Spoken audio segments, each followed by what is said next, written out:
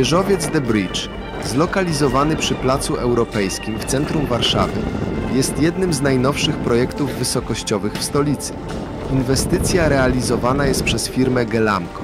The Bridge wyróżnia się na tle stołecznych wysokościowców dynamiczną, rozrzeźbioną bryłą, która z każdej strony wygląda inaczej, a każda jego kondygnacja jest niepowtarzalna. Nie ma dwóch identycznych. Na 40 piętrach znajdzie się w sumie 47 000 m2 najnowocześniejszej powierzchni biurowej. To najwyższy tego typu obiekt, jaki jest obecnie budowany w Polsce. Na ten moment prace budowlane nad wieżowcem są już na zaawansowanym etapie. Wieżowiec w kwietniu 2024 roku osiągnął swoją docelową wysokość, która wynosi 174 metry. Aktualnie trwają prace wykończeniowe, obejmujące montaż elewacji oraz instalację zaawansowanych systemów wewnętrznych, w tym nowoczesnych technologii związanych z energooszczędnością. Elewacja budynku, która będzie wykonana z wysokiej jakości szkła, zbliża się do ukończenia, co już teraz nadaje wieżowcowi elegancki i nowoczesny wygląd. Wnętrza biurowe są obecnie przystosowywane do wymogów najemców.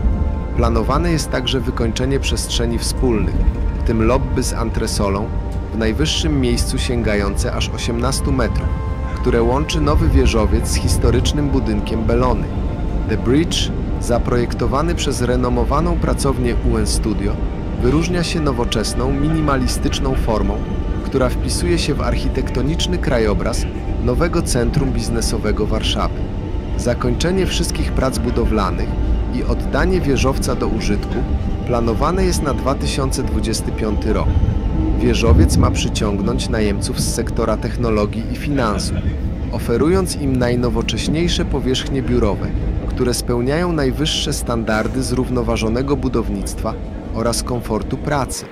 Wieżowiec ma oferować nowoczesne powierzchnie biurowe klasy premium, a także przestrzenie handlowe i usługowe. The Bridge wyróżnia się innowacyjnymi rozwiązaniami technologicznymi oraz wysokimi standardami ekologicznymi, co czyni go jednym z najbardziej zaawansowanych pod względem zrównoważonego budownictwa projektów w Polsce.